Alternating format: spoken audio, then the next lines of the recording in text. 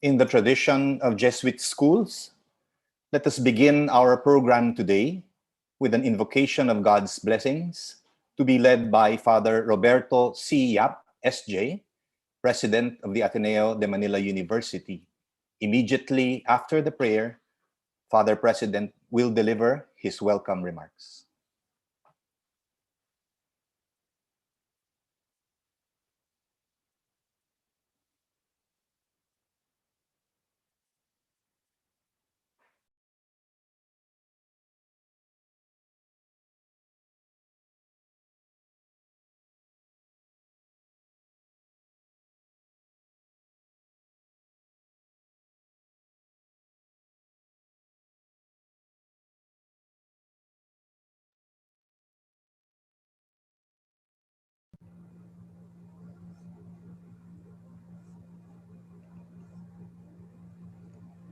Let us place ourselves in the presence of our good and loving God.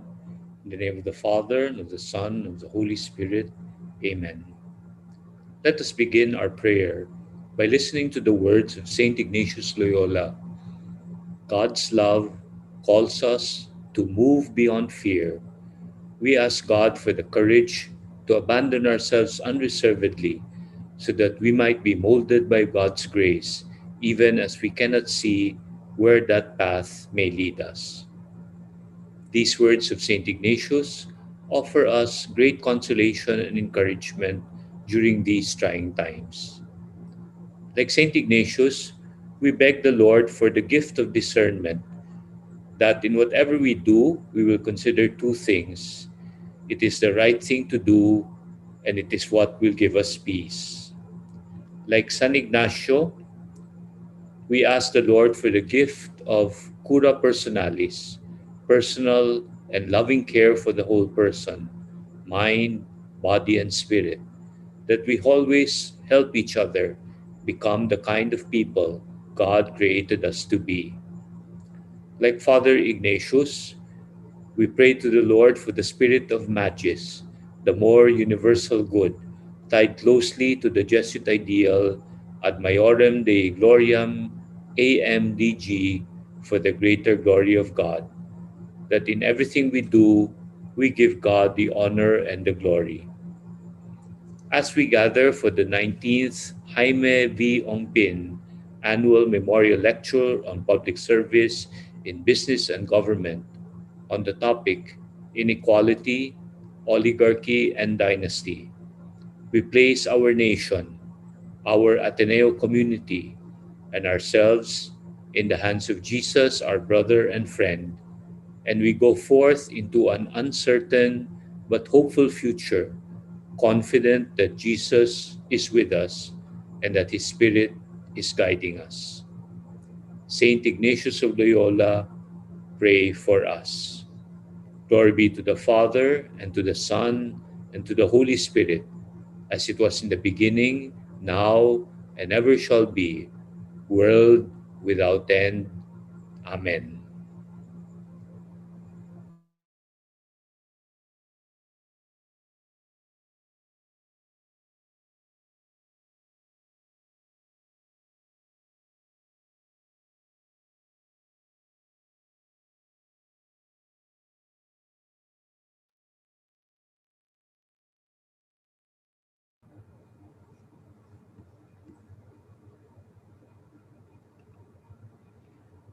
Greetings, students and faculty, school administrators and personnel, our faithful, regular attendees of the JVO Lecture every year, leaders and members of business, government, and NGO communities, members of the media, fellow Ateneans, colleagues, parents, and friends.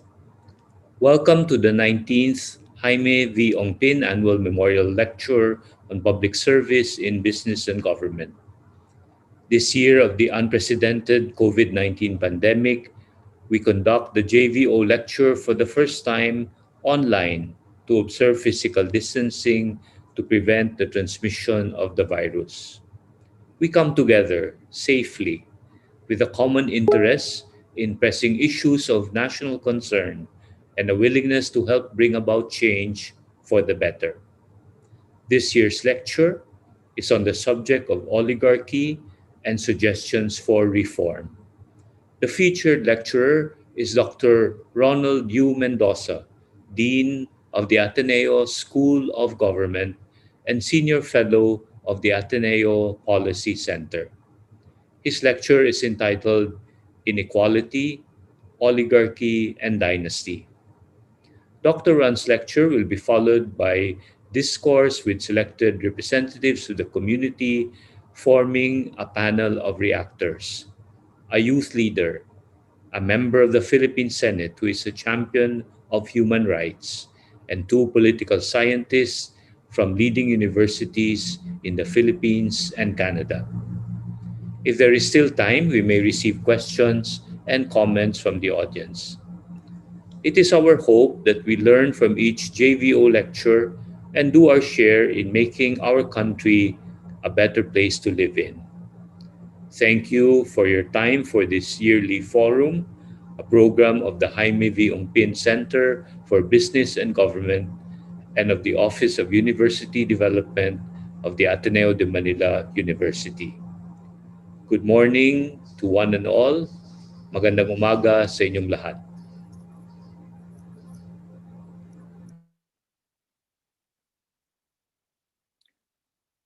Thank you, Father President Yap. Father Bobby himself delivered the third JVO lecture in 2004 on the topic Global Warming, Concerns and Challenges for the Philippines. Father Bobby has a PhD in economics. Dr. John Paul C. Vergara, Vice President for the Professional Schools of the Ateneo de Manila, will now deliver the opening remarks and introduce our lecturer. Thank you, Jimmy. Good morning and welcome to the 19th Jaime V. Ongpin Annual Memorial Lecture on Public Service in Business and Government. The JVO Annual Memorial Lecture was inaugurated in 2001 to help raise the awareness of the Filipino people about pressing national development issues in order to empower them to actively engage in nation building.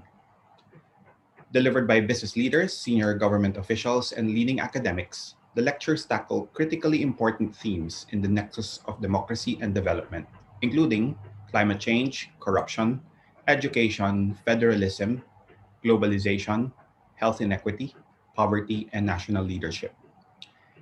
Aimed to keep alive the spirit with which JVO lived his life, the willingness to risk comfort and safety, wealth and personal security for the sake of freedom and democracy, and thus the greater good of our people and country, the lecture series hopes to bring together business and government leaders and Filipinos from every walk of life in a continuing national conversation on the present situation and the future direction of the country. Now in its 20th year, the lecture will be delivered in the context of deep global and national challenges as pandemic, economic recession, and populism sweep across national borders. Drawing on Jaime V. Ongpin's legacy of servant leadership, this initiative underscores how the business and government sectors can work together to shape and unify national sentiments in support of collective action and the common good. The JVO Annual Memorial Lecture is a program of the Jaime V. Ongpin Center for Business and Government, School of Government, Ateneo de Manila University. Allow me to introduce the lecturer of the 19th JVO Lecture, Dr. Ronald U Mendoza, Dean and Professor of Economics at the Ateneo School of Government. Before joining the Ateneo to serve as Dean, Ron was an Associate Professor of Economics at the Asian Institute of Management and the Executive Director of the AIM Rizalino S. Navarro Policy Center for Competitiveness. He was also a senior economist with the United Nations in New York, and his research background includes work with UNICEF, UNDP, the Federal Reserve Bank of Boston, and several Manila-based non-governmental organizations. Dean Mendoza obtained his bachelor's degree in economics honors from the Ateneo de Manila University, his master's in public administration and international development from the John F. Kennedy School of Government, Harvard University, and his MA and PhD in economics from Fordham University. He is a recipient of various awards, including being named one of the 10 outstanding young scientists in the Philippines in 2012 and the World Economic Forum's Young Global Leaders in 2013. He's a member of the AFP Multi-Sector Governance Council and the PNP Special Action Force for Advisory Council. In addition, he is a senior fellow with the East-West Institute in New York, a member of the Ateneo University Press editorial board, and he is also a reserve officer with the rank of Lieutenant Colonel with the Philippine Air Force Reserve Command. Ladies and gentlemen, Dr. Ronald U Mendoza for the 19th Jaime V. Ongpin Annual Memorial Lecture entitled Inequality, Oligarchy, and Dynasty.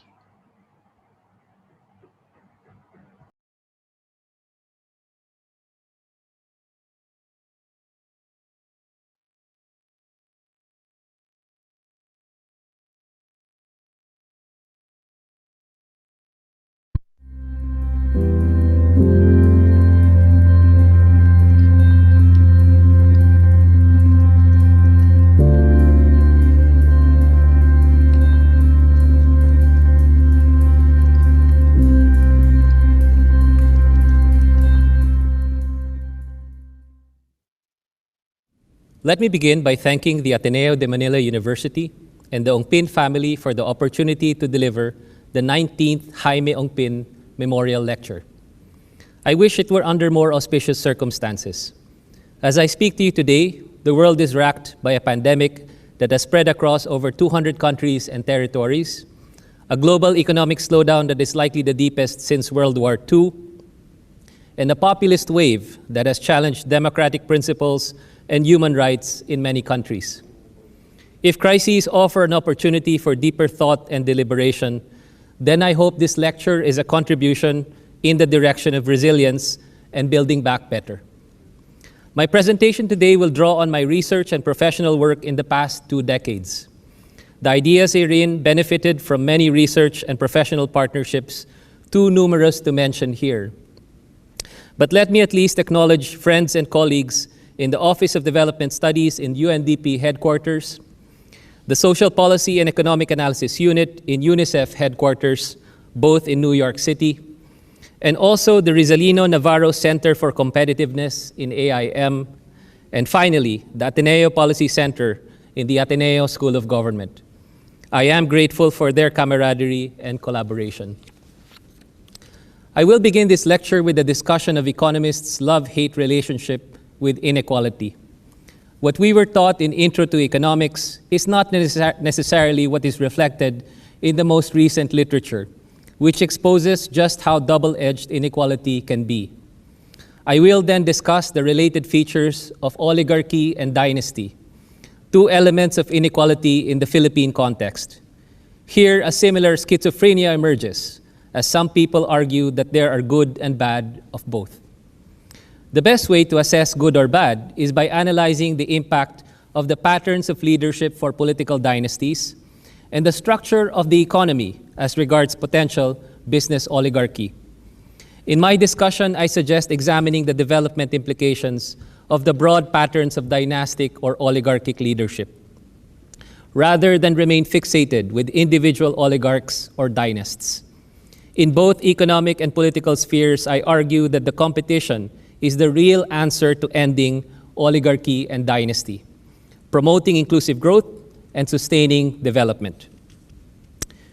In his seminal paper in 1955, the economist and later Nobel Prize laureate Simon Kuznets observed that a developing country experiencing economic takeoff will likely first undergo increasing income inequality, later followed by diminishing inequality as the country reaches higher levels of economic development.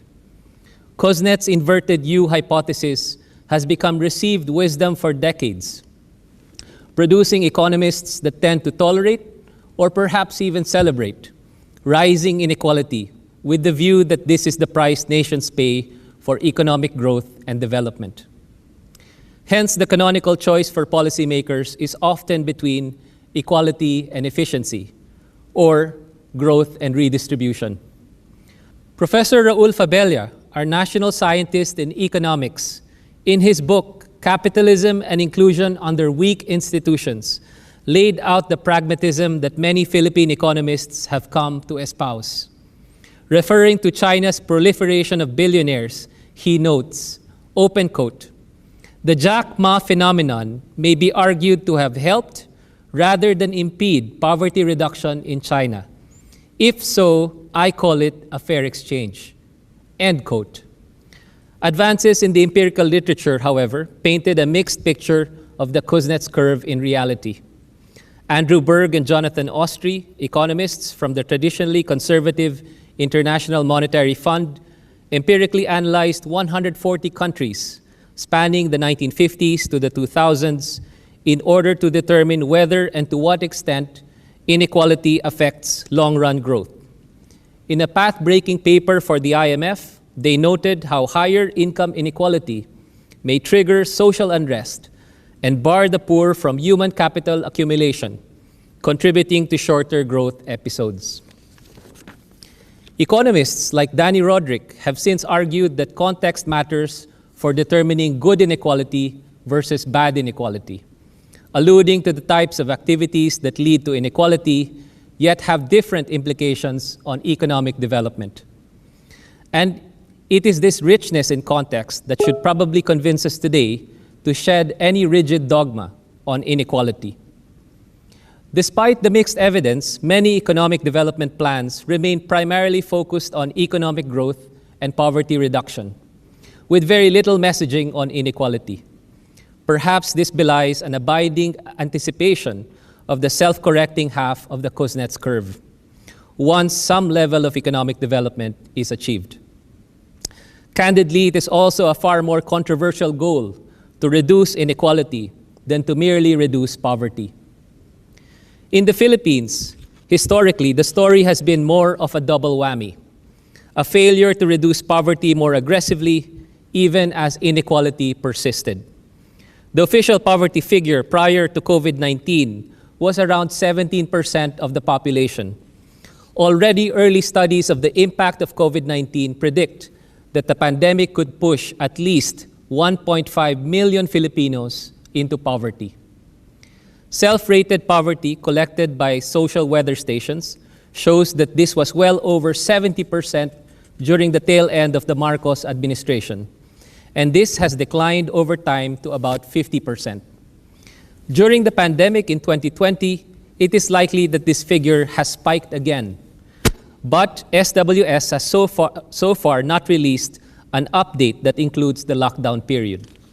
Meanwhile, self-reported hunger has experienced historical high levels during the COVID-19 lockdown. If we are to append the data from mobile phone surveys of SWS conducted in 2020 so far. In late September 2020, SWS reported that self-reported hunger further increased under lockdown, reaching 30.7% at the national level. That's approximately 7.6 million Filipino households that experienced hunger in the previous 3 months. Visayas and Mindanao experienced more hunger during this period, with around 41% and 38% hunger incidents, respectively, despite COVID-19 cases being concentrated mostly in urban areas in Luzon. And in terms of inequality, in the 1980s, the Philippines was ranked in the bottom half of most unequal countries. However, as of 2018, the country ranked in the top third of countries worldwide in terms of inequality. Unlike some of its more successful ASEAN neighbors that reduced both inequality and poverty in the past 5 decades, in the Philippines, inequality remained high, while poverty reduction has been painstakingly slow. The result is a highly skewed income pyramid and a highly unequal society. According to analysis by Dr. Toots Albert of the Philippine Institute for Development Studies, around half of Filipino households can be classified as poor and low income, living on less than 16,000 pesos a month. Meanwhile, only around 320,000 Filipino families live on 118,000 pesos a month or more. While the rising tide also lifted the incomes of poor and low-income households, the brunt of the increase was skewed in favor of the upper income households and already well-developed regions. Taken together, this provides the gist of the country's imbalanced growth. This is clear when examining geospatial disparities in Philippine income growth. In its recent analysis of economic growth across regions, the National Economic and Development Authority found evidence of divergence across regions across time. Already richer regions grew faster than poorer regions, signaling a growing development gap with strong geographic features. The National Capital Region and provinces like Benguet and Rizal actually achieved human development levels roughly comparable with fast-growing East Asian economies like Brunei and Malaysia.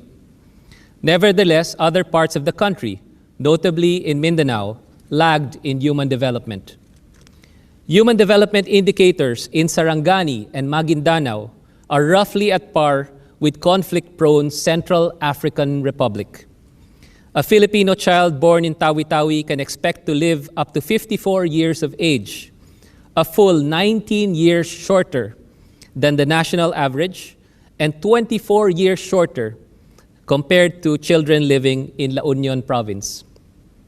If Americans have a saying that some are born on the wrong side of the tracks, perhaps we Filipinos will soon have a saying that millions are born on the wrong island.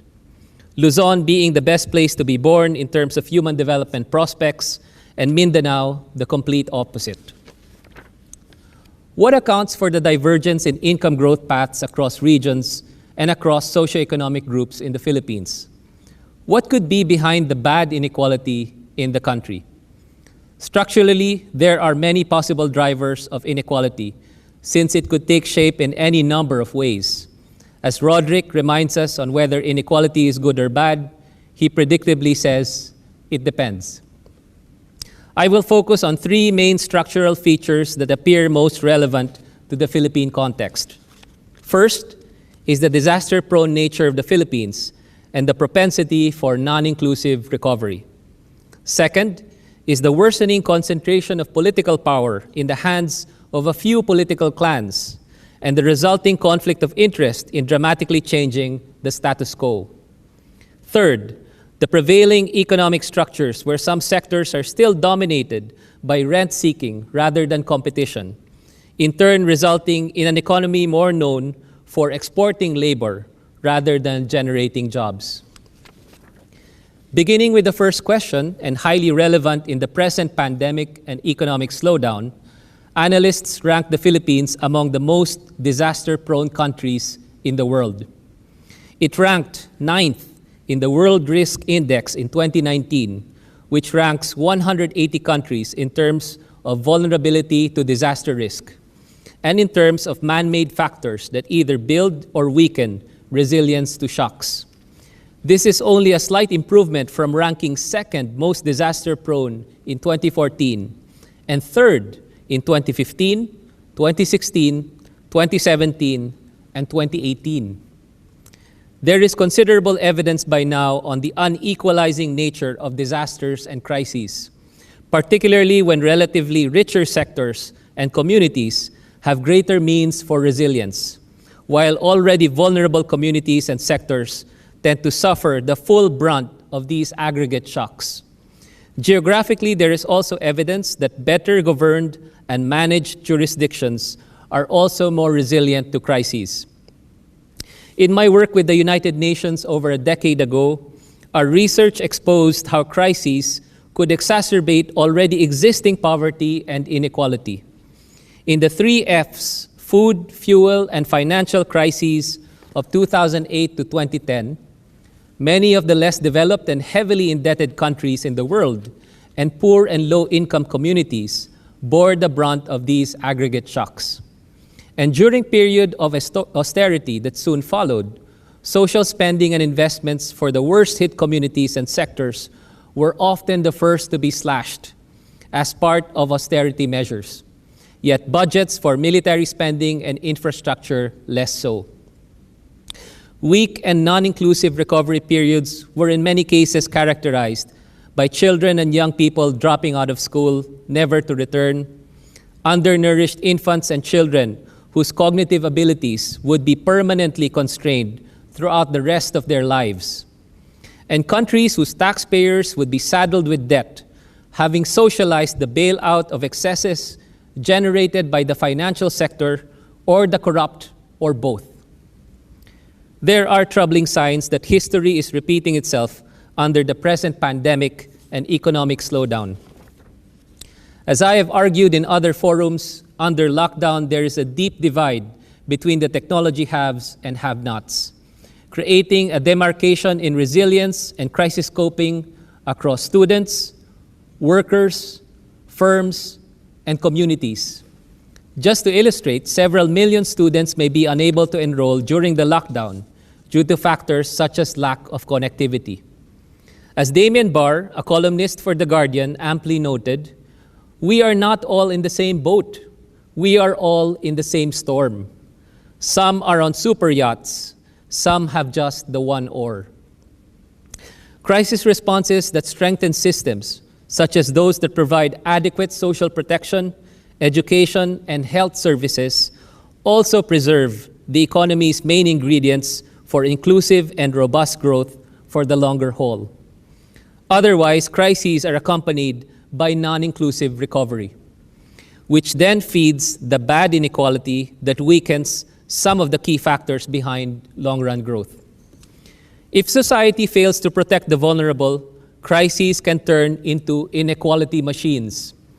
A powerful study by Dr. Celia Reyes of the Philippine Institute for Development Studies provides further evidence to back this up. The bottom 40% of the population are very vulnerable to shocks, and many fall into and out of poverty. Millions of low-income households can easily slide into poverty if the main breadwinners lose their jobs, if someone gets seriously ill in the family, or with a bad harvest and natural disaster affecting them. The emerging science on natural disasters, economic crises, and health pandemics suggests one cannot relegate this all to bad luck. Crises are recurrent, and nations can and must prepare for them. Ultimately, these issues relate to the governance environment and to people's agency, on whether and to what extent policy and decision makers remain accountable to citizens. Unfortunately, such accountability is not always strong, as is illustrated by the growing empirical literature on the concentration of political power in the hands of political clans in the Philippines. This is the political side of inequality. My work on political dynasties began around 2011 when I repatriated and joined AIM Policy Center. Even back then, dynasties were already well studied in the political science and sociology literature. For instance, classic works include Power in a Philippine Municipality by Mary Holsteiner, Anarchy of Families by Al McCoy, Landlords and Capitalists by Temi Rivera. This was followed by path-breaking empirical work by Balisacan and Fua, Pablo Querubin, and Dean July Tihanki. So some folks were surprised in 2010 why our small team of economists wanted to empirically examine political dynasties. It turned out that we were among the first to actually define and count dynasties, and from there empirically assess their socioeconomic impact in the countryside. We found very sobering evidence of what political inequality in the Philippine countryside looks like.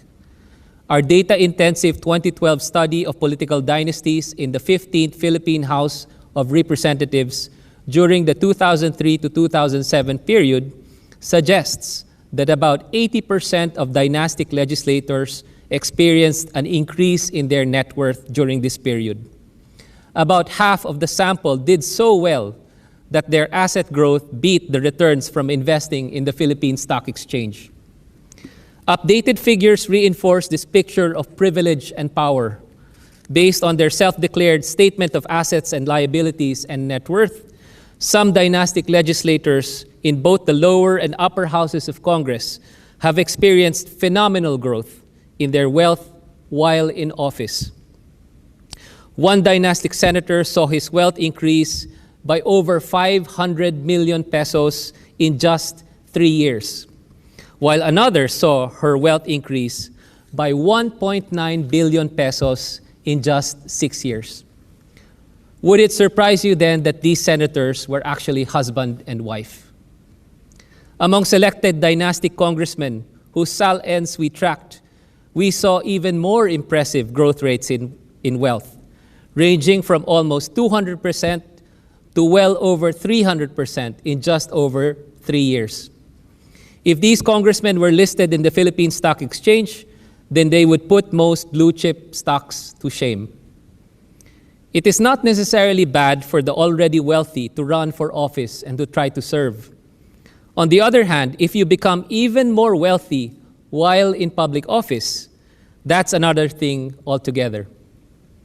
It's in this context that meaningful checks and balances must be put in place so that positions of power are not abused and conflict of interest is avoided.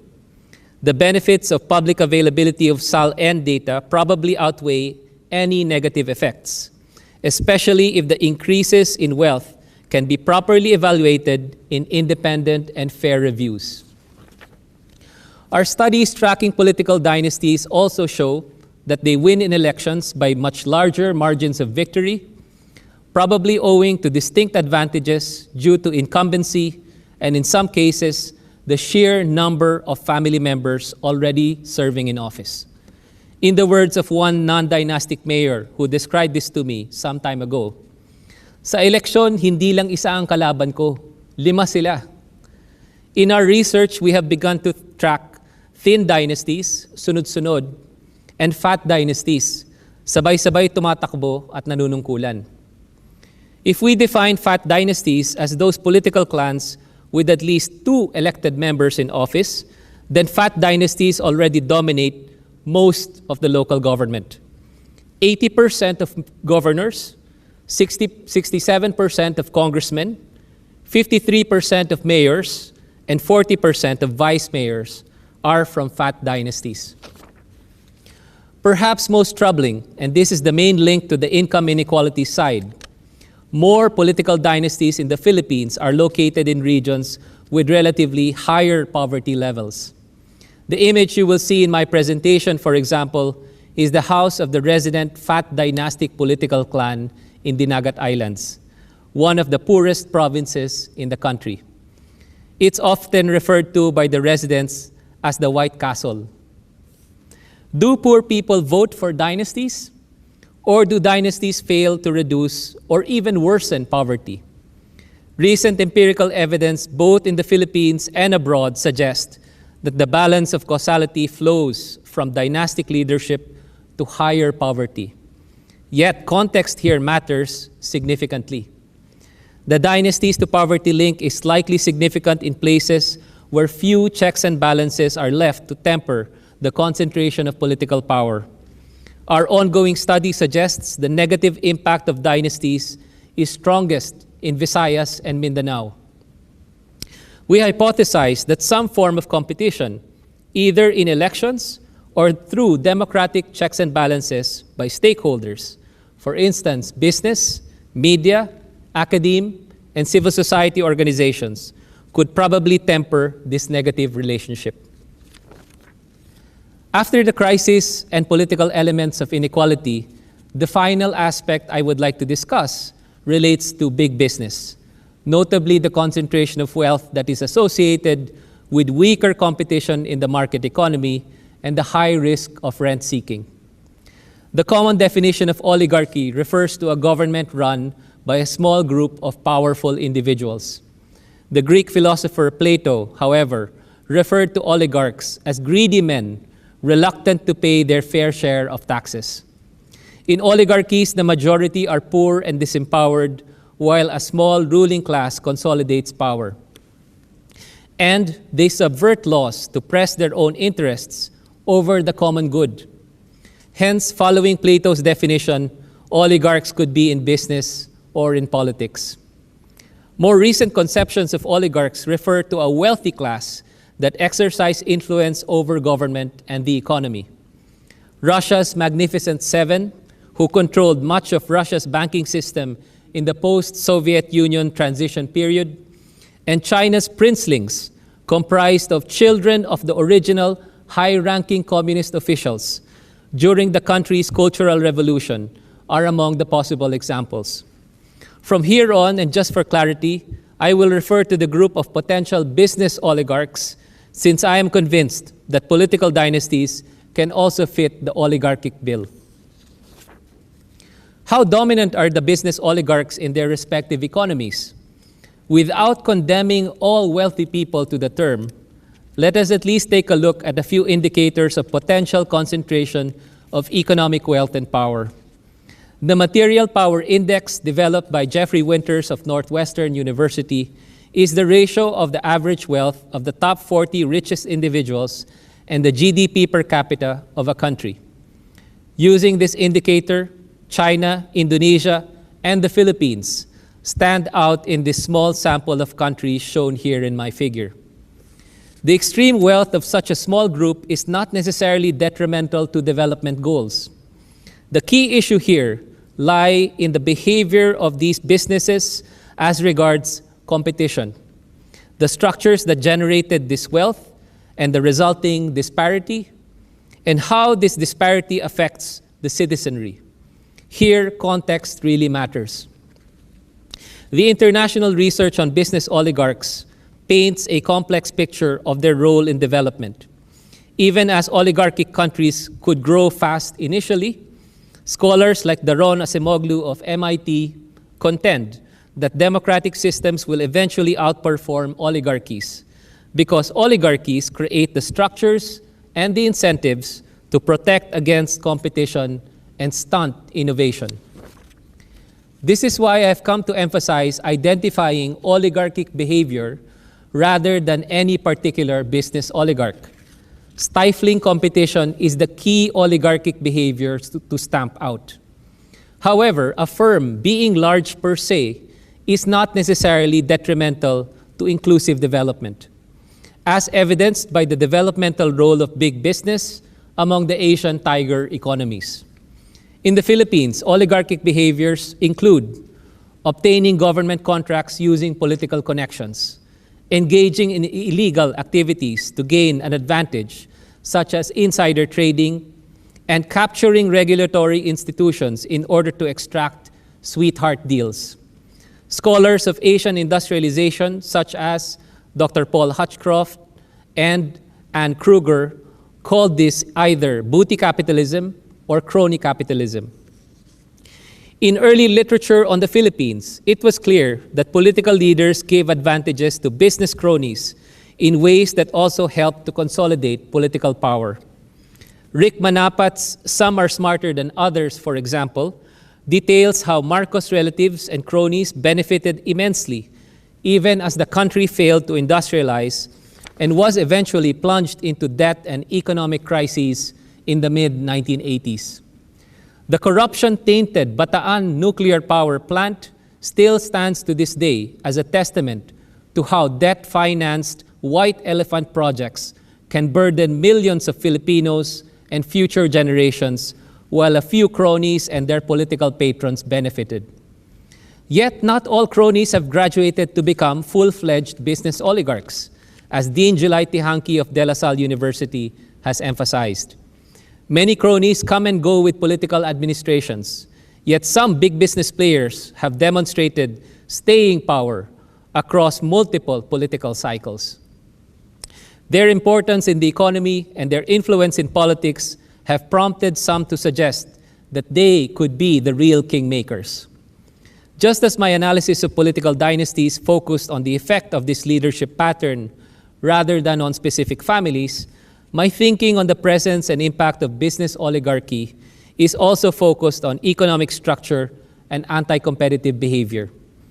To help illustrate this, I provide a snapshot here of the possible link between big business and economic structure.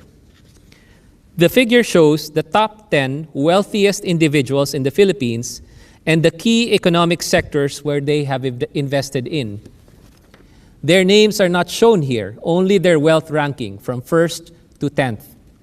The economic structures are categorized into two broad groups: drawing on the extensive literature on rent-rich, marked as red, versus more competitive sectors, marked as blue. Banking, construction, and real estate are among the rent-rich sectors. Automotive manufacturing, education, and electronics are among the competition risk sectors. A visual map of the top billionaires in the Philippines compared to those in Malaysia, Indonesia, and Thailand suggests that many of these nations' billionaires still have stake in rent-rich sectors. Thailand tends to stand out perhaps with less red and more blue in terms of its billionaires' economic footprint. A snapshot of how the billionaires in the Philippines compare to industrialized countries like the USA and South Korea shows a very different picture. The advanced countries in the map have wealthy individuals that are now largely focused on sectors with more competition and driven by innovation. Some of the wealthiest in the Philippines are engaged in banking, casino operations, and gaming, and real estate and property development. Very few of the wealthiest in the US and South Korea have stake in these sectors. This is evidence of how the source of wealth could differentiate the kind of wealth creation and subsequent inequality in a country. One is based on innovation and productivity, while the other type of wealth creation is based on political connections, rent-seeking, and protectionism. This is probably a useful way of describing good inequality versus bad inequality. I argue here that alleged business oligarchs are not unlike fat political dynasties. Both enjoy size advantages that allow them to undermine fair competition, one in the economy and the other one in the political sphere. And while both are neither bad nor good necessarily, it is the lack of competition that sets the stage for potential abuse in business or impunity in public governance. Here I come back to my earlier point that oligarchs can be in business or in government. In some cases, these two spheres collide in ways that corrupt both the public and the private sectors due to rent-seeking, corruption, and undermining key social, economic, and political reforms that could level the playing field. These behaviors are anathema to development and are the essence of oligarchy. So when a politician calls out big business for acting like oligarchs, it seems to me a case of the kettle calling the pot black. Threats of government takeover and jail are less effective against the recurrent pattern of oligarchic behavior, since taking one out will only open the door for a new crony to take over if there are no deep reforms. Just like fat dynasties can be replaced by slimmer dynasties that eventually become fat too in the absence of deep political reforms. Perhaps one of the best cures for oligarchy and the rule of a few is the advent of strong competition in both the market economy and the political sphere. While there are many factors behind this, at least in the market economy, the key inputs include institutional innovations like a strong and independent competition authority. As long as this functions independently and effectively, it can contribute to a much more level playing field, preventing the abuse of market power, among other anti-competitive behaviors. Incentivizing big business to seek export markets is another means to foster competitiveness. In addition, pursuing a more open economic environment could also welcome new players that bring more competitive pressure on big business, forcing them in the direction of innovation rather than rent-seeking. What we have elaborated thus far are some of the possible channels that exacerbate bad inequality in the Philippines. The implications go well beyond economic policy and touch on the resilience of our democracy itself. Income inequality can have a major impact on democratization. Scholars argue that democracies are less stable in societies that are more unequal to begin with, in societies which household income inequality increases, and in societies in which labor receives a lower share of value added in manufacturing. Other analysts have emphasized how inequality produces political instability and democratic regress. Empirical evidence suggests that highly unequal countries tend to oscillate between democratic and autocratic regimes. Furthermore, redistribution appears to be more prominent in the economic policy discussions these days for many reasons, including the populist wave pushing back against globalization. Danny Roderick observes how the redistributive effects of liberalization get larger and tend to swamp the net gains as the trade barriers in question become smaller. Pushing globalization faster than our institutions could be set up to protect and give sufficient agency to the marginalized could generate backlash. Political institutions are particularly important to give agency to those on the marginalized end of the inequality divide. If they become voiceless and powerless, the ramifications could include populism. Thomas Piketty recently argued how many major political parties have been unable or unwilling to address inequality. As pockets of marginalized communities and sectors of society did not find credible allies in traditional political parties, they then sought alternatives. In came the populists. Thus, the link from inequality to populism establishes what could derail countries away from sustained growth. Some populists often favor unsustainable redistribution without deep and fundamental reforms addressing what caused the inequality in the first place. To sum up in this lecture, I outlined at least 3 main areas for possible reform engagement, drawing on broad literature and my own experience in 4 think tanks across the last 2 decades. The first area seeks to promote more inclusive societies by building inclusive education, healthcare, and social protection systems as national public goods that promote social cohesion and resilience to crises and disasters. The second area focuses on promoting political and institutional reforms to help deconcentrate political power in the hands of a few families, and instead to empower citizens and to promote a more inclusive democracy. A third area tackles the reforms and regulations towards a more inclusive and competitive market economy, promoting greater competition where rent-seeking is minimized while innovation, productivity, and job creation become the main goals for big business. In the final analysis, inequality is of interest not merely because of social preferences for less unequal distribution of wealth. Inequality itself can derail economic growth and development, breed populism, and weaken social cohesion. For these reasons, I believe the challenge of our generation is no longer simply about reducing poverty. Reducing inequality is the key to political stability, crisis resilience, and sustained economic development. Thank you very much for the opportunity to share these ideas with you today.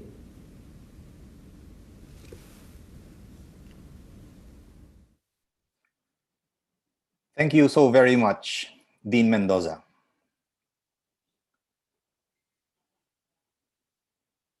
We will now proceed to hear from 4 individuals who comprise a panel of reactors to Dean Mendoza's lecture.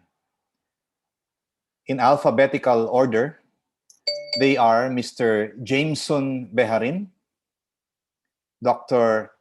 Ceci Cruz, Senator Risa Ontiveros, and Dr. Julio Tihanki.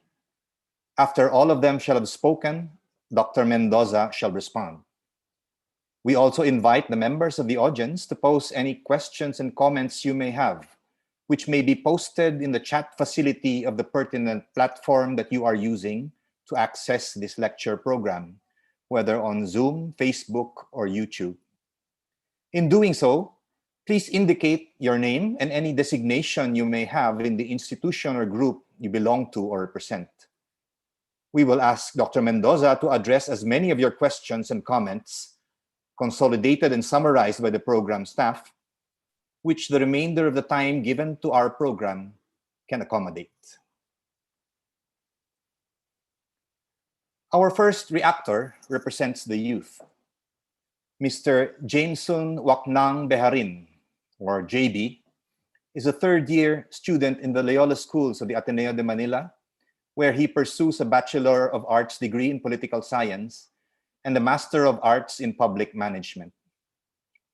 JB is the incumbent president of the Sanggunian ng mga mag-aaral ng mga paaralang Loyola.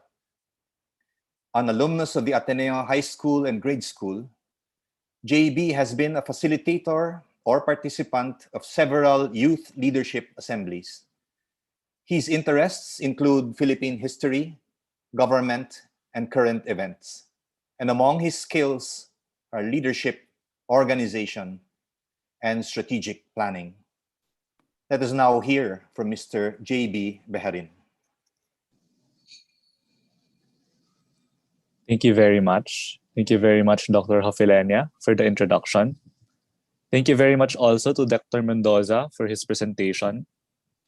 I would also like to acknowledge our honored guests, members of the Ateneo community, viewers of the general public, fellow countrymen, and greet all of you a pleasant morning in this day. I grew up with a desire of working in government and joining the public service sector. This is not something I view as coincidental, but it's rather something ingrained, though reinforced by Ateneo education. You see, my parents both worked as staff in Congress, and my grandfather worked in the same institution. I grew up as someone exposed to how the world of politics, while being a force of good, can show how gruesome our society can get. The sense of passing on from one generation to another is an underlying theme to all the concepts presented by Dr. Mendoza in his lecture today. A concrete manifestation, for example, would be the Atenean tradition, where much of our alumni would hope to instill the brand of Ateneo education and pass the torch of being an Atenean from one generation to another. In the narrative of dynasties and oligarchies, this culture of family is manifested in how government positions seem to be inheritable items, while provinces, municipalities, and cities are seen as kingdoms, ruled by one or conflicting factions, where power seems to be passed or fought upon. Sa mundo naman ng negosyo, lupain at korporasyon ang ipinapasa at inihahabilin na palawakin mula sa isang henerasyon patungo sa susunod. This story of inequality is one that I saw Dr. Mendoza attempt and articulate at a time when our community and our nation needed it the most. In this time of great uncertainty and suffering, by a pandemic of proportions none or only a few have only experienced in our world today, we try to make sense of the striking images we see, whether live or on-site or through social media, of jeepney drivers resorting to begging due to halted operations of jeepney lines, of cafeteria workers, guards, and other university outsourced workers suddenly out of work due to online education, of people flocking to see a Dolomite beach or waiting in line till dawn to receive government relief. What brings upon these experiences to much of our countrymen? In the midst of all of these experiences, I beg to ask the question, are we simply aiming to work towards a new normal, as if our societal situation before this pandemic was great in the first place? This lecture affirmed the experience of our countrymen who strive to work and show dignity day by day, but continue to struggle in making ends meet. While inequality may be viewed as the price to pay in an economic standpoint, these translate to individual lives and narratives that, while embodying the spirit of discarte and resilience our countrymen best offer, suffer because of structural inequality, a suffering passed from one generation to another. And this is something that is passed by most Filipino generations from one to the next. This lecture affirmed and validated the fear of my generation as we face unprecedented times. At a time when this pandemic seems endless and the future of our country remains uncertain, volatile, and bleak, anxiety and fear fill and beset my generation of youth, despite the promise of K-12 education reform and the offer of pantawid to millions of Filipino families. Before this pandemic, the issue for most Filipinos seemed to be finding the career or job that would offer them wages that would make ends meet as the cost of living rises. Now, the prevailing issue seems to be finding a job in the first place in order to survive. If before we were scared and anxious, now we are more frightened and now even hopeless. But in attempting to make sense of our collective experience through the structural injustices we encounter, such as oligarchy and dynastic politics, my generation is also confronted with a challenge that each generation seems to be presented with and seem to pass on to the next, fighting poverty and uplifting the lives of our marginalized kababayans. Thankfully, Dr. Mendoza presents series of solutions in solving this problem.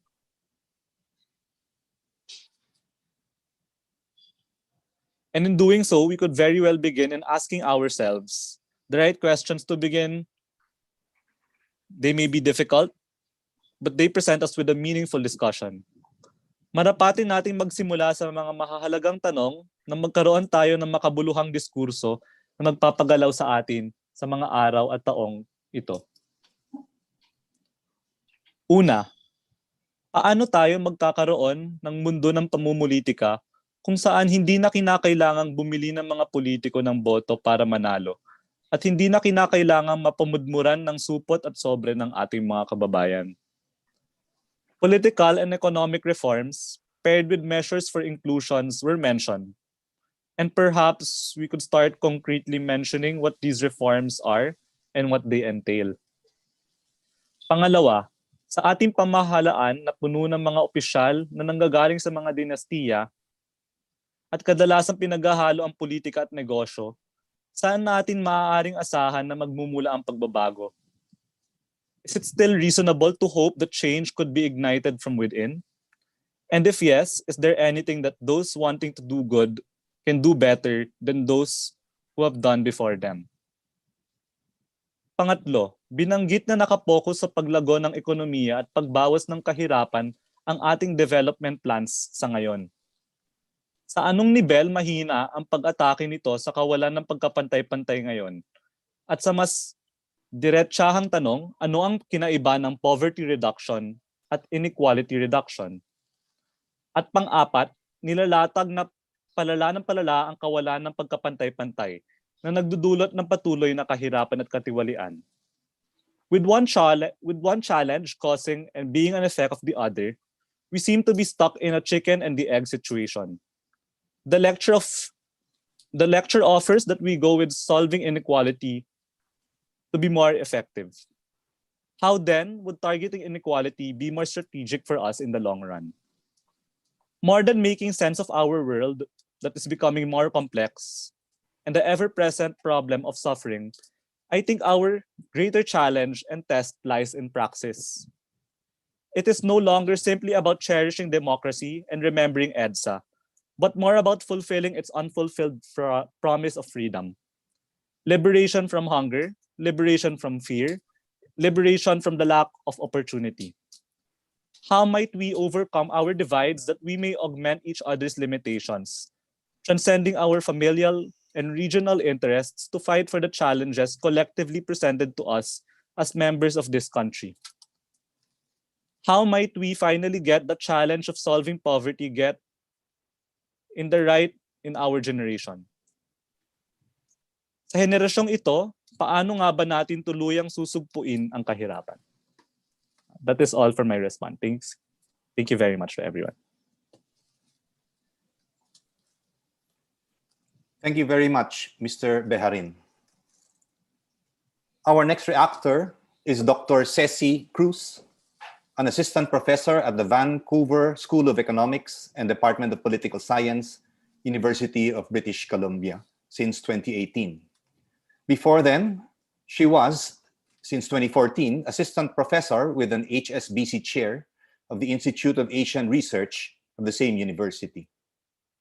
Dr. Cruz earned degrees of Bachelor of Arts in Political Science and Master of Arts in Political Science from the McGill University, Montreal, Quebec, and a Doctor of Philosophy in Political Science from the University of California in San Diego in 2014.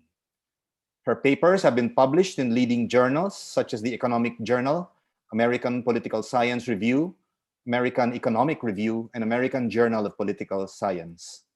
Her co-authored work entitled Social Fragmentation, Electoral Competition, and Public Goods Provision, published in the American Political Science Review in 2020, was adjudged winner, Best Conference Paper by the Political Network section of the American Political Science Association. Dr. Cruz is a recipient of an Inter-Asia Development Bank research grant for the database of political institutions and an Insight Development grant from the Social Science and Humanities Research Council of Canada. She has discussed politics and political economy in numerous American universities and has also given talks on the subjects at the University of the Philippines School of Economics and at the Ateneo de Manila University School of Government, both in 2018. Dr. Cruz, your reaction, please.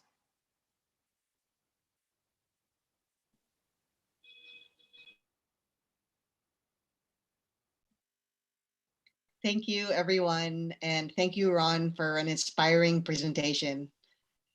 In economics, there's a saying that Ron alluded to in his presentation, that a rising tide lifts all boats. And what that means in among economists is this idea that focusing on economic growth is the way to lift people out of poverty and ultimately the way to solve problems like inequality. But what's great about Ron's work is that it points out the potential danger in relying too much on these economic theories and putting too much faith in the ability of markets and economic processes to be able to overcome failures in the political market and the political system.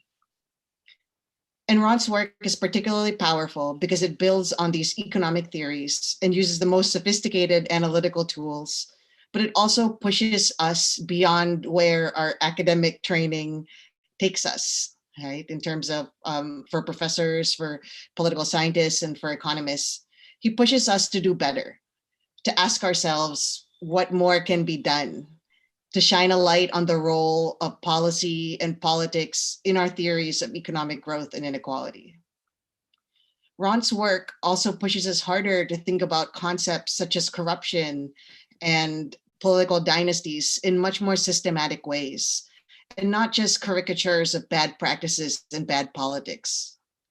In fact, the type of simplistic view of dynasties might be one of the reasons why, before Ron's work, it was very hard for economists to be able to pin down the effects of dynasties on economic outcomes. But maybe it was because we were treating all dynasties the same, right?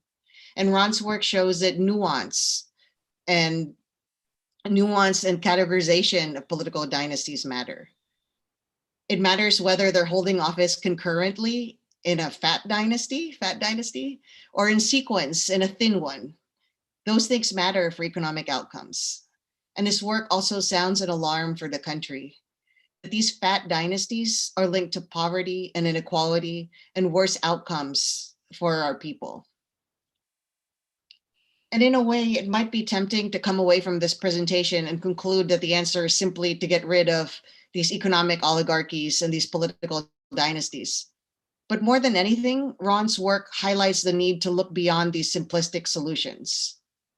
As he famously says, there's not much point in removing a political dynasty if the replacement is going to be a future political dynasty.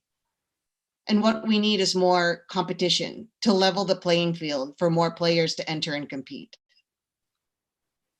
And in a way, this goes beyond replacing dynasties with other dynasties. Even if we had a magic wand and we could get rid of all the dynasties and all the oligarchs, we still need to make sure that the new non-dynastic politicians don't find another way to concentrate political power among themselves at the expense of the voters.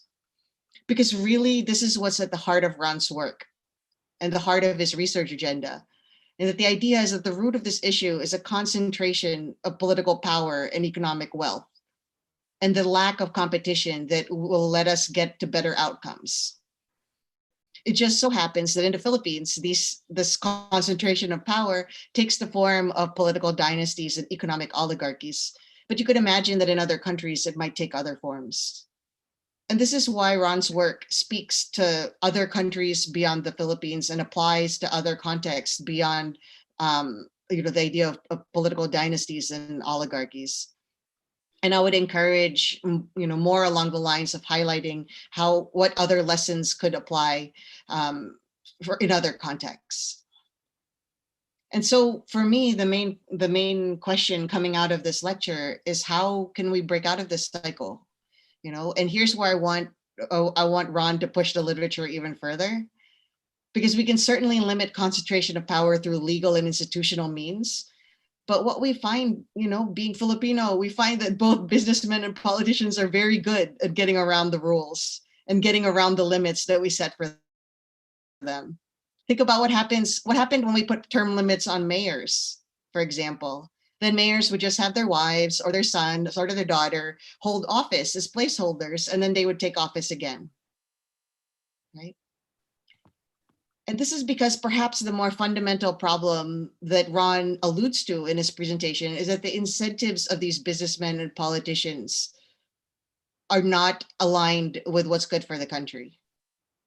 One mayor once told me, he said, "Look, Ceci, if I can win elections by building schools and fixing roads, don't you think that I would do it?"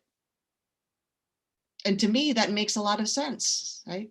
So really the fundamental problem is, how can we find a way to make public goods provision and good economic policies the centerpiece of our elections and the centerpiece of what politicians care about? So in addition to the institutional solutions that are implied by Ron's work, I also want to take the discussion towards solutions that focus on the electoral incentives of politicians. Empowering voters that Ron mentioned, at the end when talking about inclusivity, giving them the leverage to limit the concentration of power themselves, because then they can do this every 3 years at the polling stations. And because I think fundamentally, while I trust in economic markets and political institutions as a political economist, I think in the end of the day, I trust my fellow citizens more. And so I think that these types of solutions that focus on electoral incentives rather than institutional rules and constraints are implicit but not sufficiently explicit in this framework. And what I'd like is to see more on how can we create incentives for politicians to build parties instead of dynasties? And how can we encourage citizens to get involved and run for office? And I think this is where Ron's work is really pushing us and inspiring us to do better. So in my view, more than anything, what we need is a way for voters to be able to hold politicians accountable. And this means that in addition to free and fair elections, which is already difficult to do, even in some developed countries, as many Americans are finding out. But in my research in small barangays across the country, what I can tell you is that our countrymen are more than up for the job. They can tell you what their mayors did or did not do. They can tell you how much money they received and whether they ever saw their mayor again after the elections. We just need to equip them with the tools to know what they can ask government for, what they can demand, and the leverage to be able to ask politicians and candidates to commit to programs and policies. And then we can leave the rest to them at the ballot box. In fact, what I find is that if you give voters information, they use it in surprisingly sophisticated ways. One story that sticks with me in particular is a conversation I had with a voter who had received money from a candidate, a standard, almost standard practice in the Philippines, unfortunately. But when he found out how much funding the municipality gets for local development, he told me, "Teka, parang lugi yata," right? Like maybe, what's happening here? Wait a second. And then he did some quick math in his head, thinking about how many people lived in his municipality. And then he concluded that it was a better deal for them not to take the vote buying, but to have the municipal budget used for development instead. And so my work shows that if you give voters the information that they need to be able to assess their candidates, they increasingly vote for candidates whose policy promises align better with their preferences, and they put less weight on the importance of things like vote buying as a determinant of their vote choice. It's not a perfect solution, but it's one step towards giving voters the leverage that they need in order to be able to play a role in solving these problems that we're having at higher levels of government. So in closing, I'll keep my remarks short to leave room for our other reactors. The solutions to the problem of a concentration of economic wealth and political power, they need to start not just with rules regarding the choices that we can have on the ballot or the choices that we can make when we're out, in the marketplace, but also with the people who are casting the votes. So thank you, everybody. And thank you again, Ron, for an inspiring lecture and for pushing all of us to do better and to find more solutions to help our country and make development more inclusive in the Philippines. Thank you. Thank you very much, Dr. Cruz. The next member of the panel of reactors is a senator known for her tireless work promoting public health, women's rights, and the welfare of the Filipino family. Since her election to the Philippine Senate in 2016, Senator Risa Hontiveros has already championed 14 landmark laws, among them the Expanded Maternity Leave Law, the Mental Health Act, and the Safe Spaces Act. As chair of the Senate's Committee on Women, Children, Family Relations, and Gender Equality, she is currently working to expand the Solo Parents Act and to increase the monthly pension for senior citizens through the Lingap Para Kay Lolo at Lola bill. She has received many accolades even before becoming a legislator, including a 2005 Nobel Peace Prize nomination for her work in the peace movement. Despite her busy schedule, Senator Ontiveros is a loving and hands-on mother to her 4 children. She graduated cum laude from the Ateneo de Manila University with a Bachelor of Arts in Social Sciences. Ladies and gentlemen, Senator Risa Ontiveros. Thank you, Dean Ron, for that insightful presentation. I hope we can recognize the greatest irony in our conversations, that inequality is also a result of progress, that a select few are able to get ahead despite the troubled times also means that so many others are being left behind.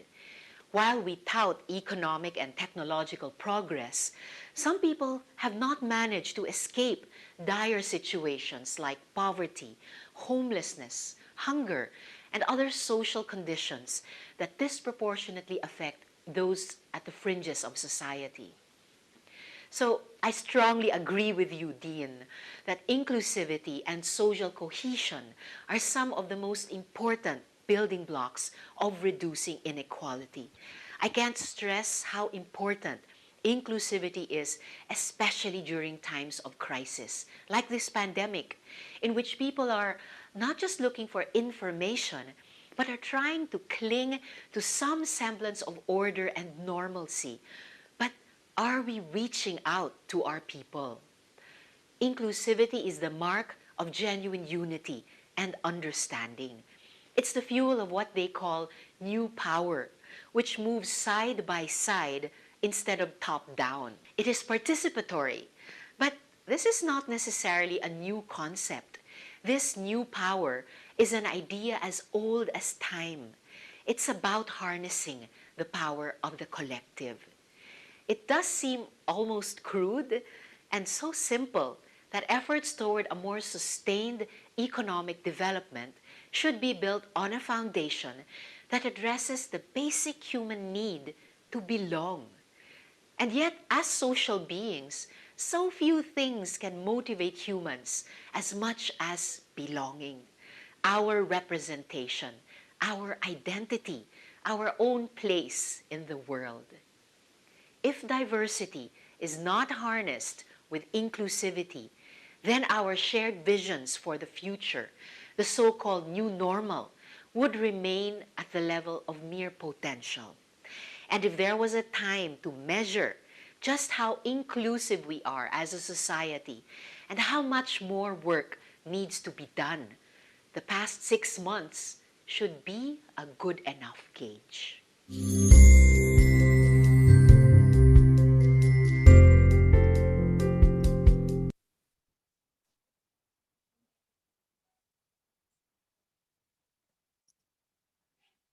Thank you very much, Senator Ontiveros.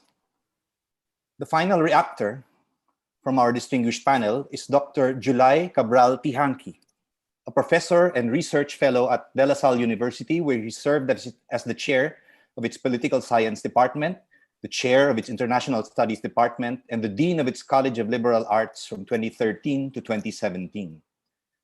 He has also served as president of the Philippine Political Science Association and president of the Asian Political and International Studies Association.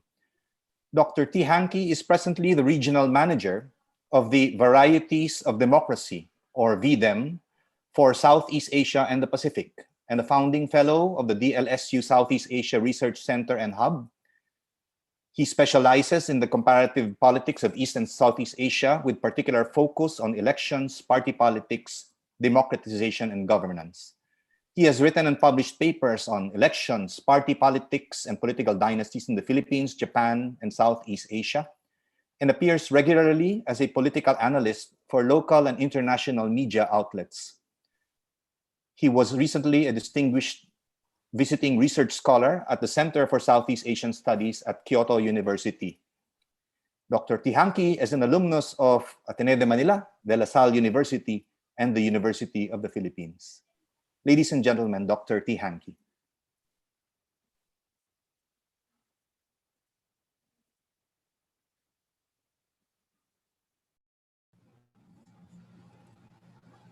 Good morning. Thank you very much for that generous introduction. I would like to congratulate Dean Ron Mendoza for his timely, relevant, and empirical presentation. Dean Ron is one of the few economists who have helped ease the burden of political scientists like me in making sense of Philippine politics and advocating the necessary reforms to fix our broken system of governance. I would also like to thank the Ateneo de Manila University for again inviting me to share my thoughts. This is my third webinar in the past 3 months with my former alma mater. Although I'm now with De La Salle University, it's always great to reconnect with my Atenean roots. I joined Dean Ron in saying that the problem facing us today is not about good or bad oligarchs or dynasts. It's about good and bad systems. And a system that reinforces inequality is not good for democracy. In the same manner that the existence of monopoly and oligopoly are indications of market failures, the existence of political dynasties is an indication of political market failures in a democracy. In effect, Dean Ron is casting light on an understated element in the economic development literature. That is equality and inclusion. I commend Dean Ron for going beyond the traditional economic development view on these topics. Dean Ron, through his research, has reinforced what most political scientists have been saying all this time. It's about leveling the playing field. It's about competition. Please allow me to further share my thoughts because Dean Ron and I have, our research have run parallel paths, and from time to time, we have cooperated in our reform advocacies.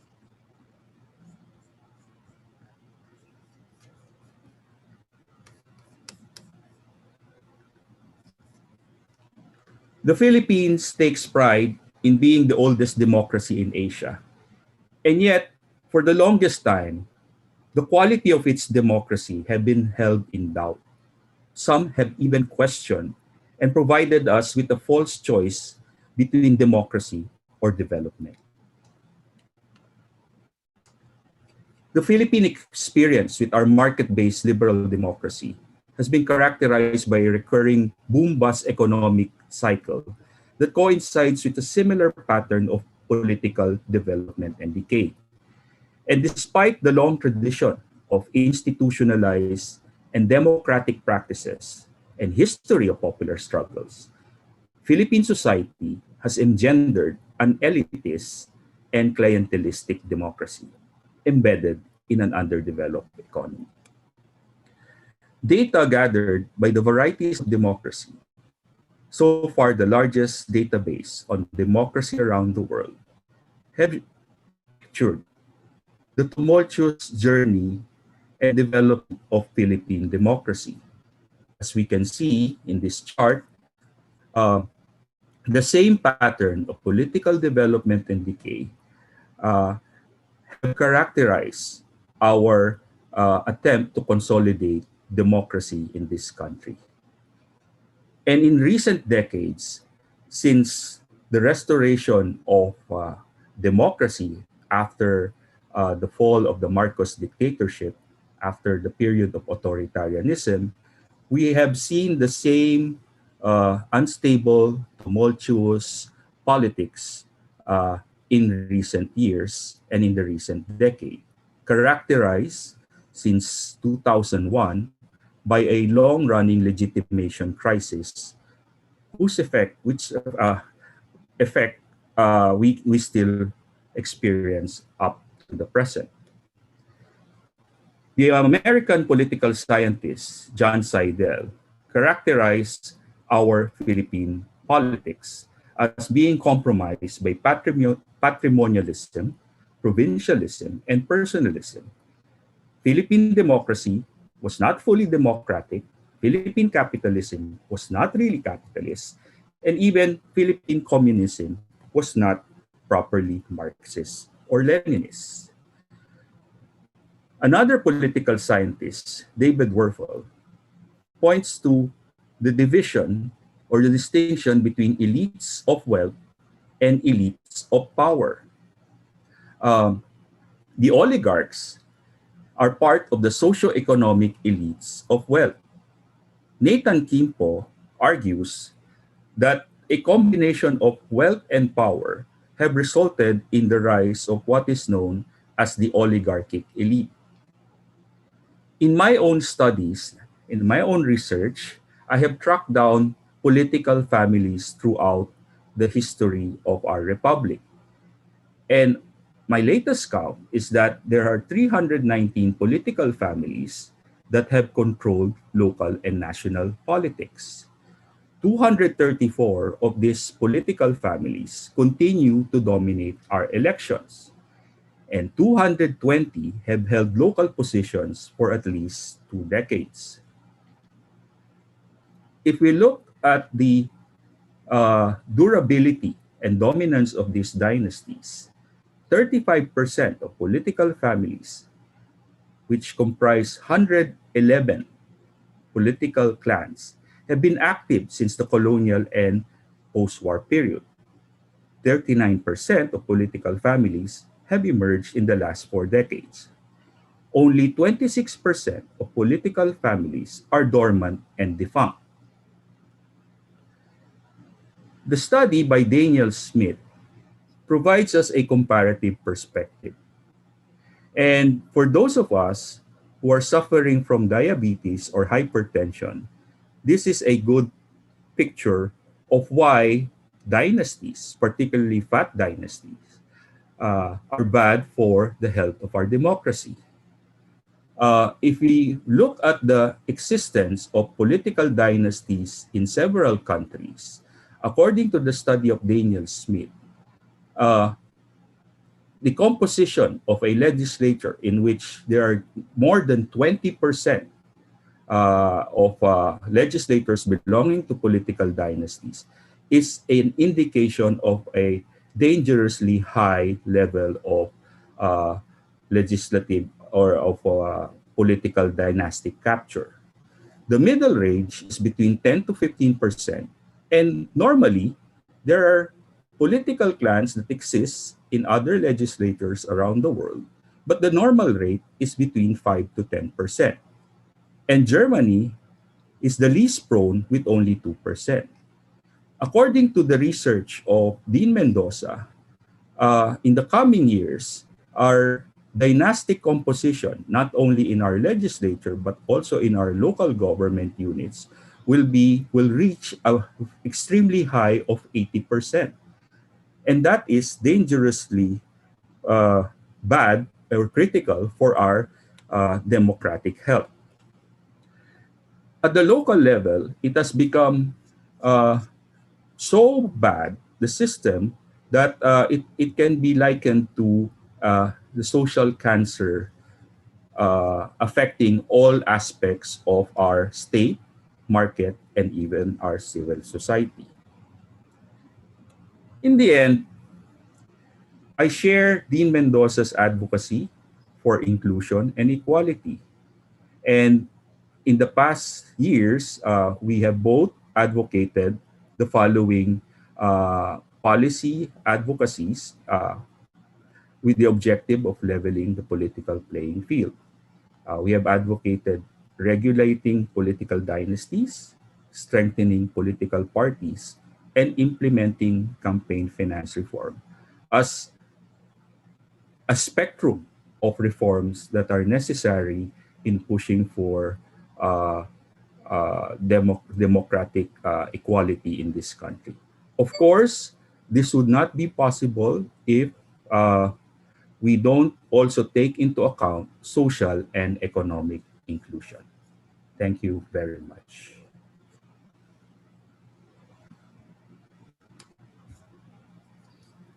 Thank you very much, Dr. Tihanki. Dr. Mendoza will now have the opportunity to respond to the foregoing reactions, particularly any questions that our panelists may have posed. We again invite the members of the audience to continue to post questions and comments in the chat facility of the platform that you are on. And please remember to indicate your name, any designation you may have. Should the time permit, hopefully we can field a few questions, and we will ask Dr. Mendoza to respond to the same as well. Dr. Mendoza.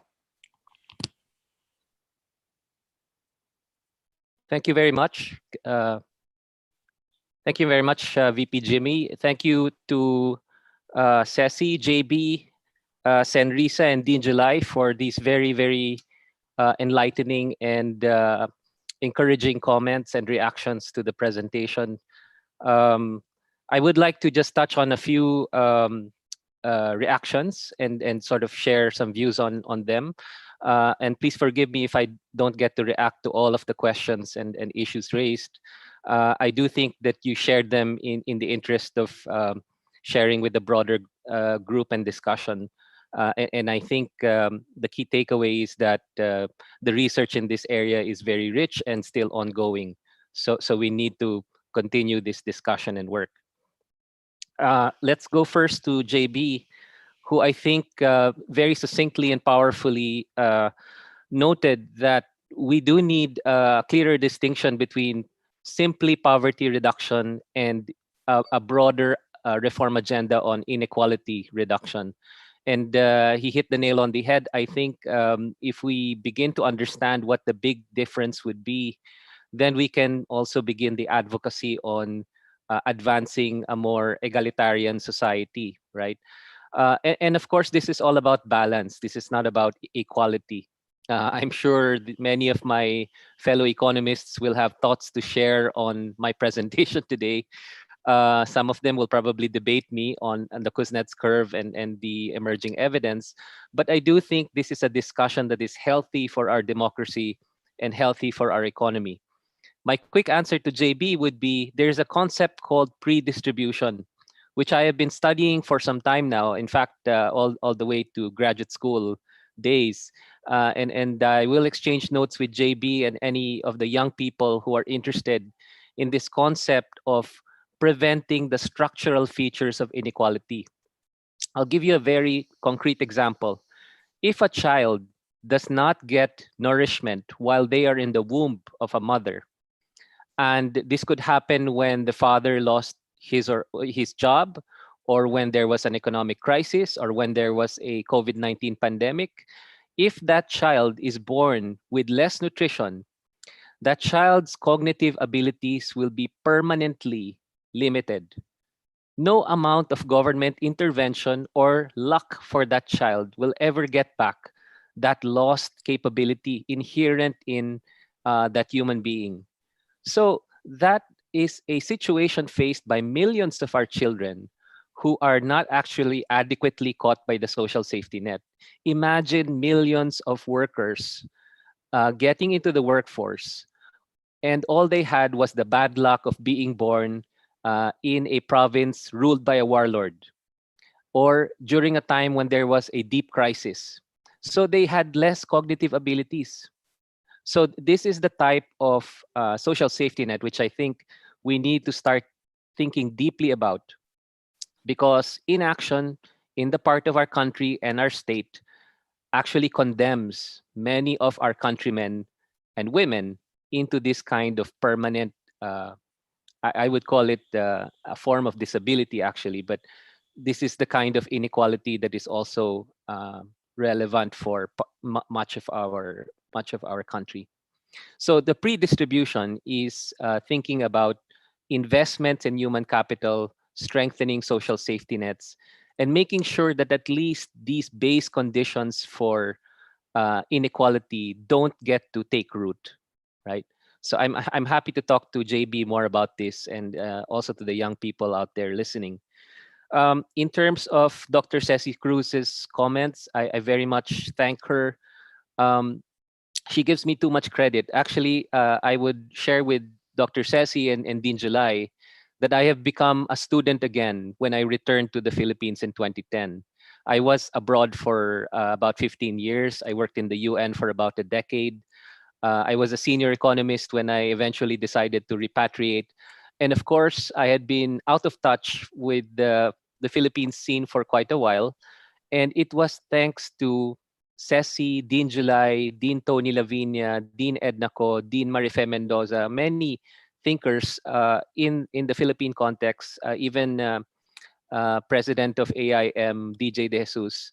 It was because they welcomed me back and equipped me in this discussion and treated me basically as a colleague and as an equal in that discussion.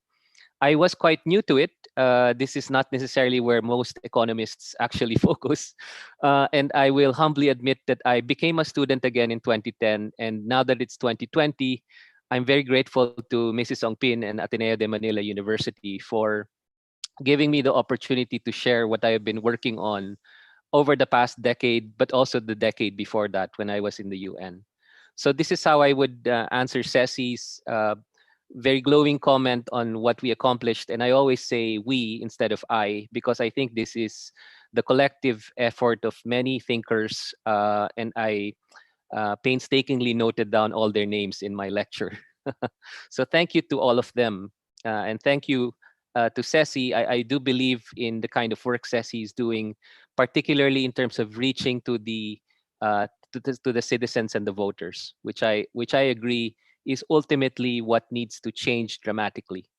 If the citizens and the voters continue to take that deal, that vote buying deal, instead of thinking of the public good or discounting the public good because of the probability that it's not going to be produced in an inclusive way. So I think it's a rational choice to just take the money, if you ask me.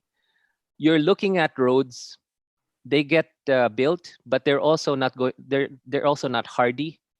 There's a lot of leakages. You're thinking of public infrastructures and social protection systems that are still needing a lot of improvement. And it makes more sense for voters and citizens to actually think, well, let me make sure I get what I can while I still can. And that is I think, the perception and the thinking that we do need to begin to change in discussion and in collaboration with those very same citizens to better understand why they make those choices. And of course, Senrisa just reaffirmed many of the things that we sort of share in terms of reform views and the reform agenda. I'm very thankful to Senrisa for also broadening the notion of inclusivity by thinking of diversity, which many economists, I'll humbly admit, also for myself, we're not very equipped to deal with such concepts. We don't normally study this in economics, but I do think these are things that we should begin to study more closely. That what are the systems with greater diversity? And I'm talking about, for instance, a country like the Philippines with um, Muslim Mindanao actually part of our system, and how it can actually make us a much stronger country to have a very prosperous BARM as part of the country. BARM, by the way, is the gateway to the bigger markets in ASEAN, as you know. Malaysia, Indonesia, they're actually supposed to face south, not north. They're supposed to look to these bigger markets. Indonesia is half of ASEAN, about over 400 million consumers there with a large middle class. So I am among those economists that think that it's our diversity that makes us quite strong. And if BARM gets its governance right, and we fully include their development agenda into our broader national development agenda, then I think this is going to be a much stronger country. I dare say they will contribute 3 to 4 percentage points of growth for the next 2 decades to us, when there is already overdevelopment in places like Luzon, for instance. So I think that diversity makes us stronger. The last point, and I obviously put him last, but not the least, certainly, is Dean July Tihanki, who I personally thank. He doesn't know it, but he's one of my mentors since I returned. Very, very supportive researcher and thought leader in our community. Welcomes many of us slightly younger, sorry, Dean July, uh, slightly younger scholars and thinkers into the discussion in a very fair and evidence-based way. He's one of my first partners in this book we put together, Building Inclusive Democracies in ASEAN. And I would like to think of him as the standard for deans in the country, having not quit on research, having not quit on asking the right questions, and also not retreating into the ivory tower and engaging the political and economic system. So I think he's gold standard as far as that well-rounded approach is. And I think that Ateneo part of him may actually be showing very, very nicely. So I'm not going to comment on many of his ideas. I think I'm a student as far as Dean Tihanki's work on Dynasty still. But I do look forward to potential follow-up work after this lecture with all of the friends that have come together today. Thank you. Thank you again, Dr. Mendoza. We wish to advise everyone before we reach the end of our program that Dean Mendoza's lecture will be posted on the university website and on Facebook and YouTube soon after our proceedings today. We have a few questions here. Dean Ron, if you would permit, I'd like to, there are so many questions. Thank you very much to the audience for being so engaged.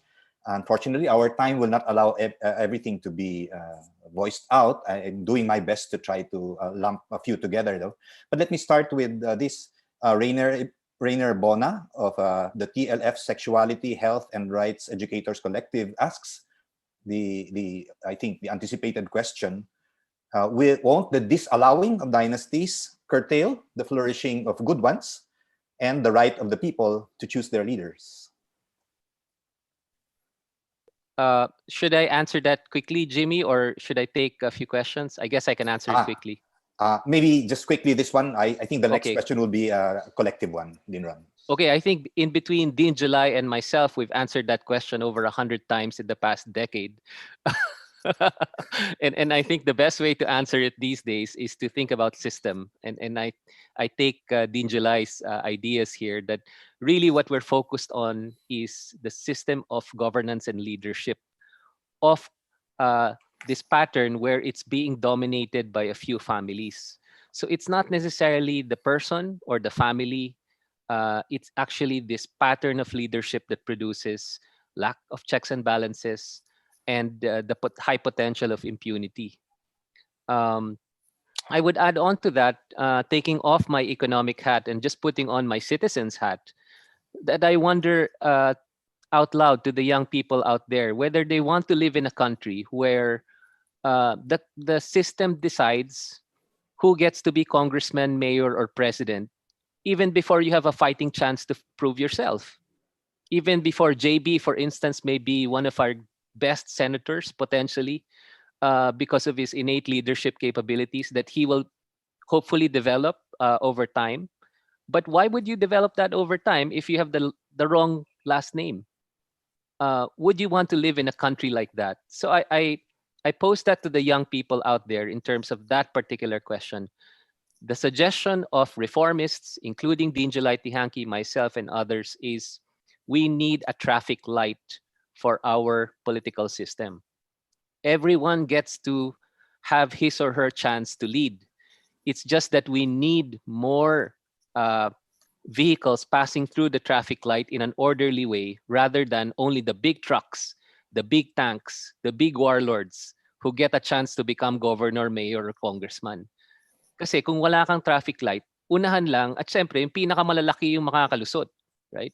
So what we're asking for is a little order so that more people get to lead, so that many of our young people who have the innate capability and the promise of strong leadership for our country, maybe our Barack Obama is out there without the chance to lead because his or her last name is not the right one.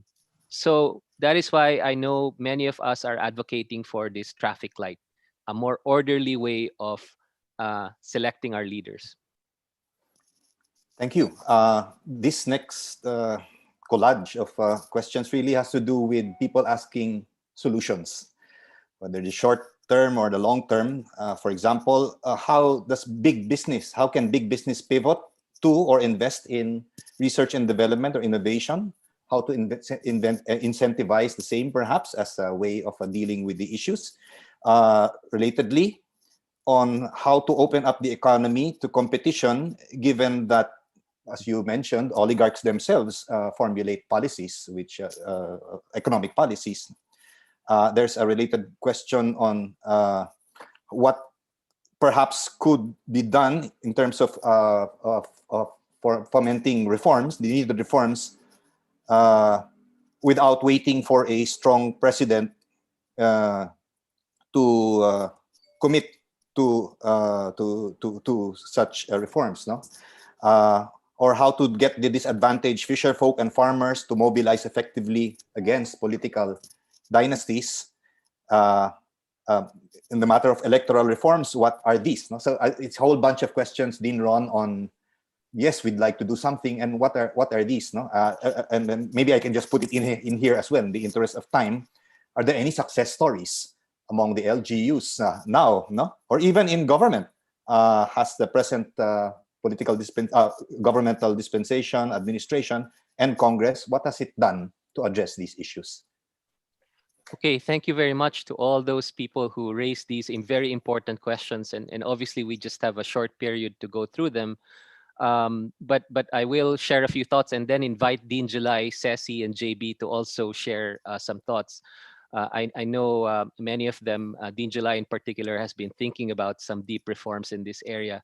But let me just at least stay in the economic side of it, where there is, I think, the growing recognition that we do have a lot of economic reforms already put in place, which is why we were in very good shape prior to COVID-19. And these were reforms started by Minister Ongpin himself.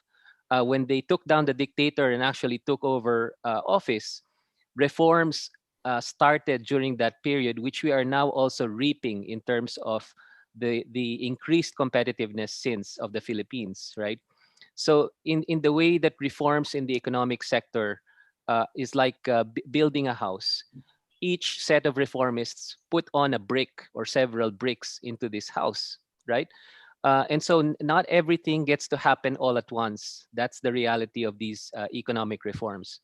But unfortunately, so even as that has happened and we have begun to reap the benefits of this with the credit rating improvements, we were one of the fastest growing economies in the world prior to COVID-19.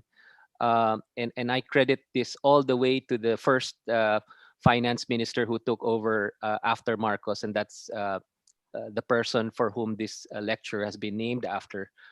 All these reformists put in their mark and put in their inputs.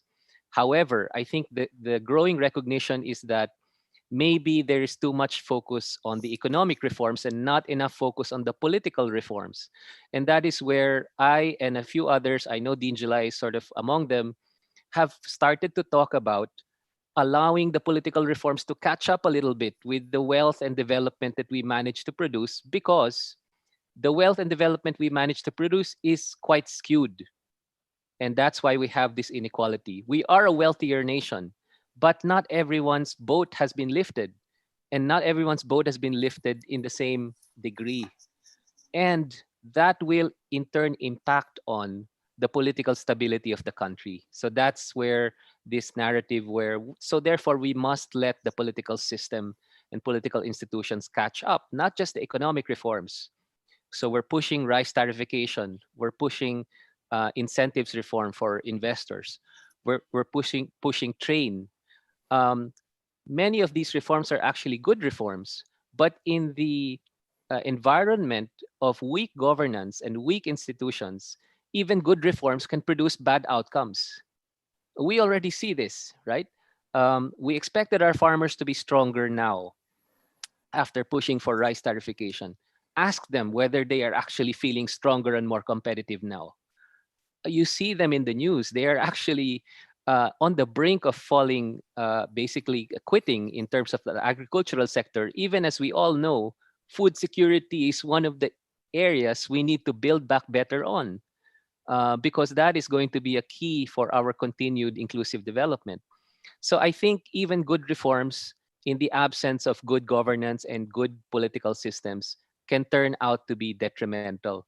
So as an economist and as a colleague to many of the reform advocates out there, I do look at these many reforms we need to put in place, but I also couch everything in a very pragmatic view. What can our systems pull off and not mess up if we're pushing for these reforms? Let me turn over to Dean July. Baka po gusto niya magsalita din, because I think the political side is really what we're advocating for. Dean July, you're on mute. Thank you, Dean Ron. We are where we are because of our failure to consolidate democracy, and the failure of our post-EDSA political elite to deliver on the promise of development. So, and this is also experienced by other democracies, developing democracies, or even consolidated democracies around the world. The rise of the politics of frustration and anger because of the socio-economic situation. Now, I've been thinking about this a lot together with Dean Ron and other colleagues. First of all, I think we need to engage even the political leaders, the political elites, even the so-called dynasts themselves. We have become such a divided country, similar to what's happening in other countries around the world. And we have become so partisan that we no longer think in terms of multi-partisan ways of addressing these socioeconomic and political problems that we face. So I was thinking perhaps Dean Ron, myself, and other academics and other reform advocates should start thinking about rebuilding the center. And part of this would be really to reach out, because we cannot push for the reforms if we do not actually engage the political elites who are benefiting from the current system.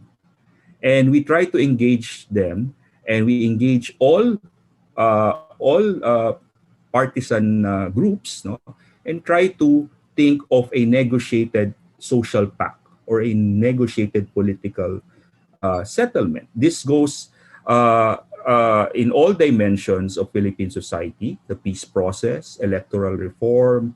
And in fact, I was thinking that now is the time, because the pattern has always been after every new administration, the focus is really just to handle economic matters or economic reforms. And after the midterms, that's when some administrations start thinking about social or political reforms. I think it's about time that we revive a social reform agenda.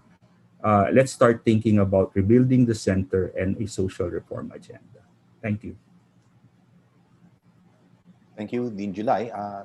I think Dean Ron asked Dr. Ceci and even JB to give their thoughts on this. Do you wish to state anything, Dr. Ceci and JB?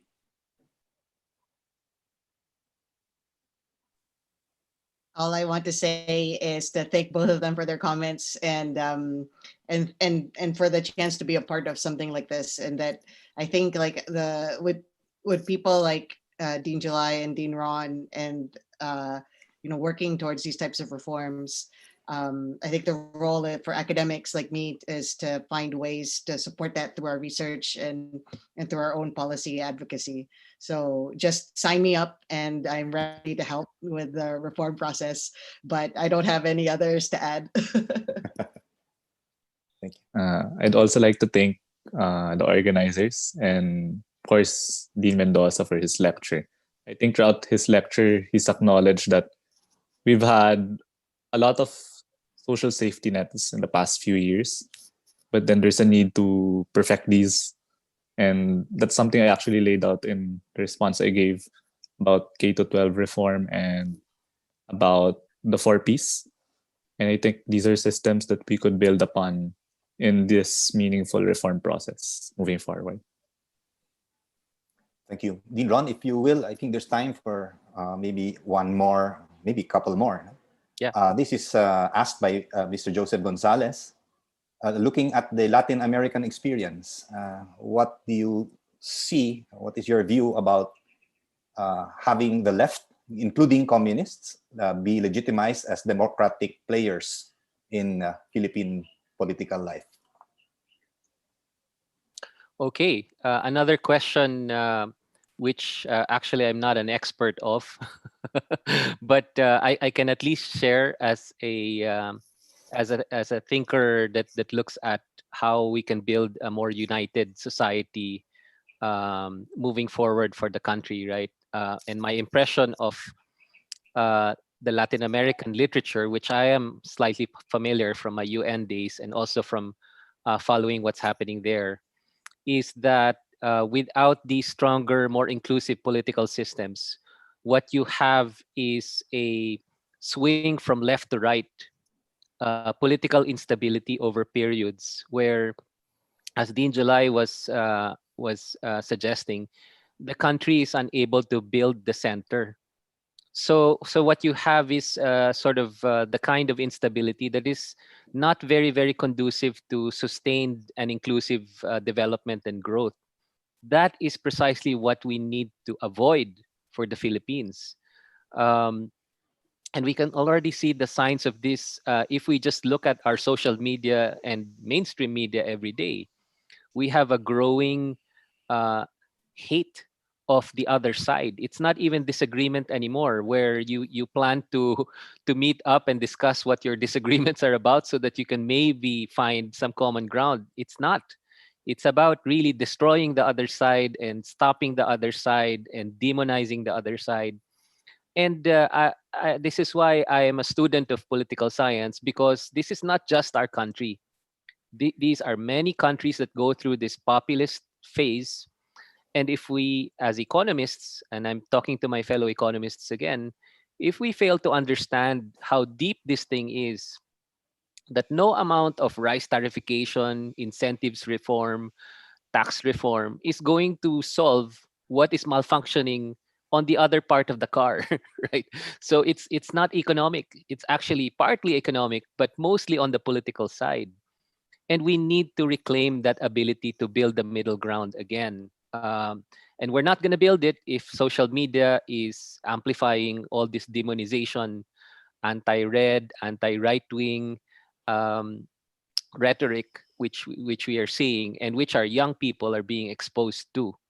So this is my fear, is that just as I'm familiar with the Latin American literature, where they got stuck in a populist phase and then the political instability of swinging left and right, until you actually find some semblance of middle ground. But even then, governance and institutions wipe away the credibility of that middle ground if it's not able to deliver inclusive development. So that's really the narrative, and that's what we're hoping to break free from.